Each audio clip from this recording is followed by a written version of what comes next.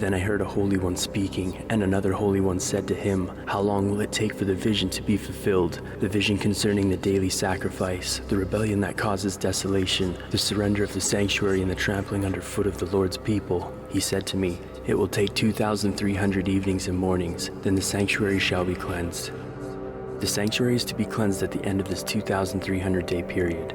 We know that there is no longer an earthly sanctuary which was used by the Levitical priesthood, referring to a heavenly sanctuary where the Lord dwells and mediates for us. Now the main point of what we are saying is this: we do have such a high priest who sat down at the right hand of the throne of the majesty in heaven, and who serves in the sanctuary, the true tabernacle set up by the Lord, not by a mere human being. The Levitical priesthood began with Aaron, older brother of Moses. Aaron's descendants served as the priests in Israel from the tribe of Levi.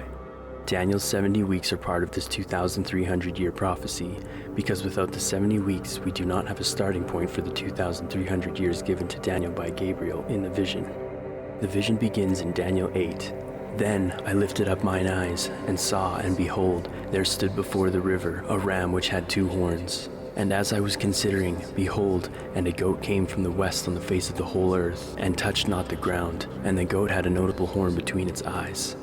The goat and the ram are animals that were used in the Old Testament sanctuary service. This is another point that shows that the 2,300 days, or years, which deals with the sanctuary are connected to Medo-Persia and Greece, and cannot be placed in the last days. Gabriel states, "The ram which you saw having 2 horns are the kings of Media and Persia, and the rough goat is the king of Gracia, and the great horn that is between his eyes is the first king." Ezra chapter 7 verse 7 and 8 tells us that the decree was issued in the 7th year of Artaxerxes I.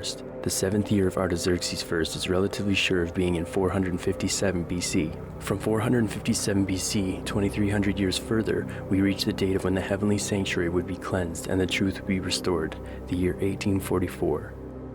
2,300-day prophecy begins with the decree to rebuild Jerusalem and ends in 1844, where the judgment process begins. During the 70 weeks of Daniel, the gospel is preached to the Jews, 7 and 62 weeks for 69 weeks, and the final week. Daniel 9:26-27 says the Anointed One will be cut off in the midst of the week, a prophecy in which Jesus fulfilled perfectly, for his words in Matthew 26:56 echoed to the past in what Daniel had written hundreds of years before. More on Daniel's 70 weeks in a different study. At the end of the 70th week, Stephen is stoned outside the city walls and the gospel is preached to the Gentiles. Justinian's decree in AD 538 until the Pope's deadly wound in 1798 marks 1,260 years of papal suppression during the Dark Ages, a harbinger of the events to come mentioned in Revelation chapter 11 verse 2-3, chapter 12 verse 6, and chapter 12 verse 14.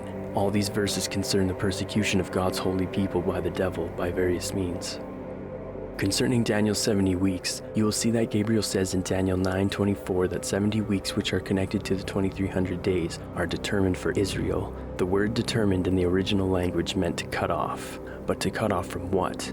To cut off from the 2,300 days, or years.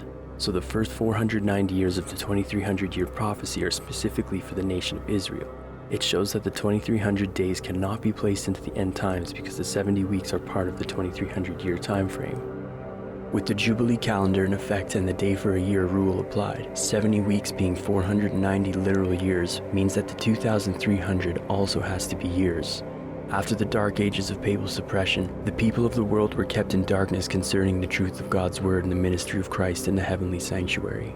During the 1500s, a great Protestant Reformation began, and over the next few hundred years, the truth of God's word was again brought to light. Daniel 8 provides key insight and information that is needed for understanding other apocalyptic prophecies. 2,300 literal years must occur between the ancient kingdoms of Medo-Persia and the cleansing of heaven's temple. It reveals that the coming little horn power, the devil, will arise during the last days. Finally, the Old Testament mention of an arising fierce-looking king is a direct link to the New Testament mention of the beast that comes out of the sea.